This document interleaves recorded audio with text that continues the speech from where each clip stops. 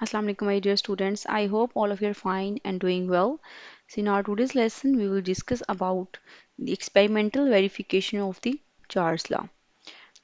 So, the relationship that was given by the Charles law, it was between volume and temperature. So, the Charles law states simple that the relationship between volume and temperature is a direct relation. So, in turn, when we are going to increase the temperature, then the volume of the gas also increases. And vice versa, when we are going to decrease the temperature, then the volume of the gas also increases, as this was a simple relationship between volume and temperature.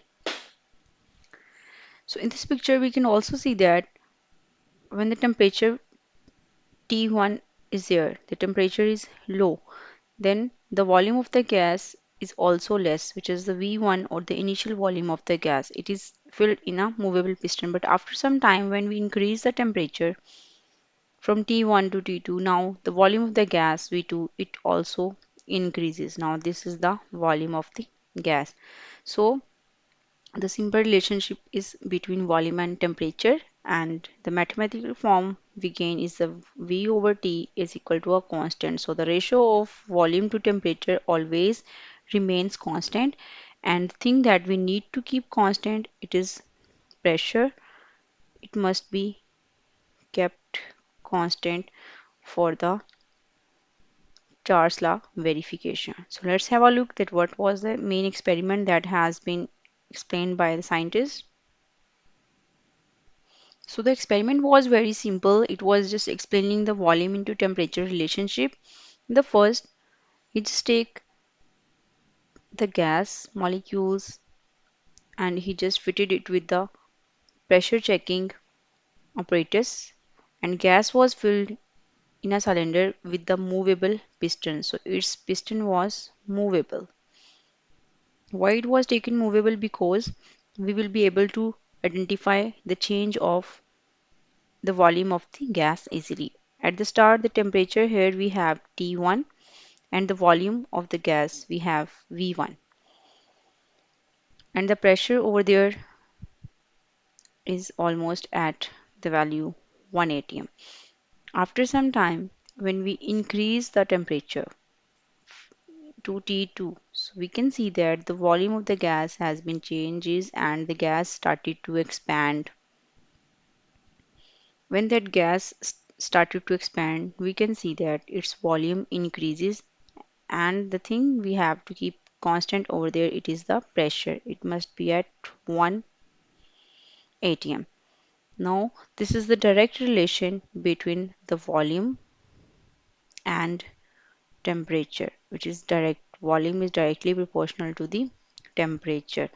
Now, their question arises why the volume of the gas increases, because when we increase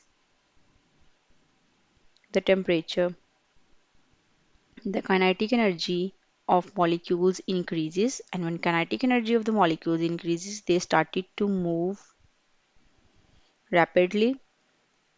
They strike with one another and with the walls of the container, and in turn the gas started to expand.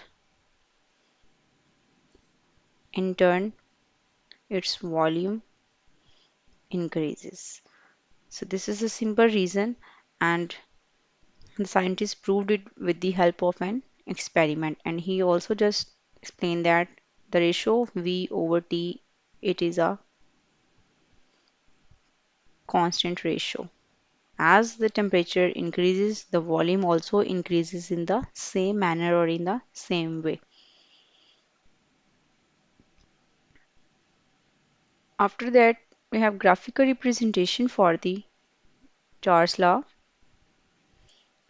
In this representation, the graph will be taken between the volume against the temperature. So the temperature will be in degrees Celsius and we will take it along x-axis, and the volume will be taken along y-axis. So the temperature at 0 degrees Celsius, it is known as 273 Kelvin, and when we just take it in the negative value where we have minus 273 0.15 degrees Celsius and the Kelvin is 0 Kelvin. So this temperature we called it as absolute temperature.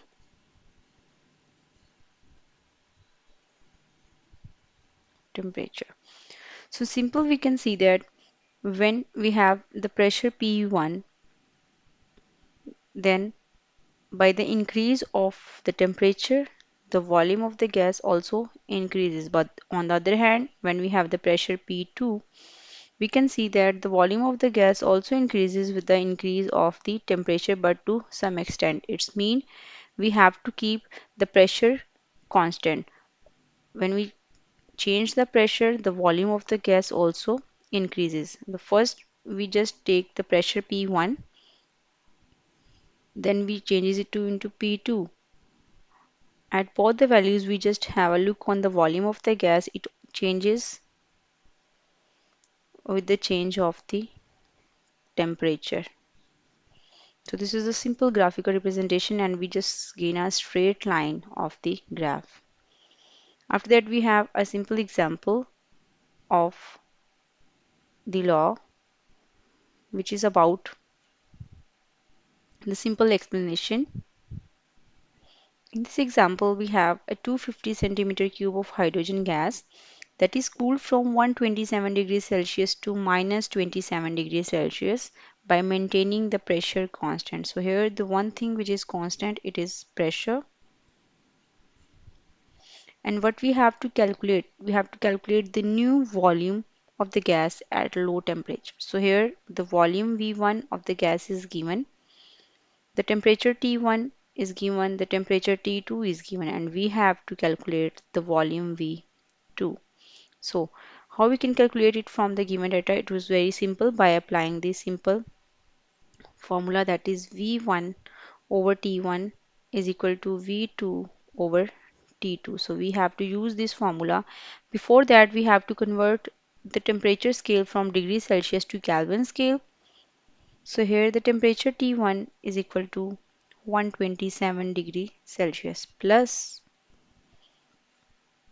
273, then it is equal to 400 Kelvin. Then we have temperature T2, it is equal to minus 27 degrees Celsius plus 273 Kelvin. Then we gain, it is 246 Kelvin. So this is the temperature T1, this is the temperature T2. And the volume over there we have V1, it is equal to 250 centimeter cube. All this is the given data in this numeric problem. And we have to calculate over there is V2. So let's rearrange the data. V1 over T1 multiply by T2, it is equal to the V2 volume that is required. So by putting up the values, we gain V2 is equal to the temperature T2 we have 246, the volume V1 we have 250 centimeter cube, and the temperature T1 we have it is 400 Kelvin. At the end, by solving that, the volume V2 of the gas will be 153 centimeter cube. So the first volume of the gas was 250 centimeter cube and the temperature was 120, or we can say that temperature was 400. Now by decreasing the temperature, the volume of the gas also decreases. This was a simple relationship between the volume and temperature and its experimental verification. I hope you guys understand, and if you have any queries, you may ask me about that. And the next topic we will discuss about the scales of thermometry. We have basically three scales: degree Celsius, we have Fahrenheit scale, and we have Kelvin scale. You guys keep learning and have a good day.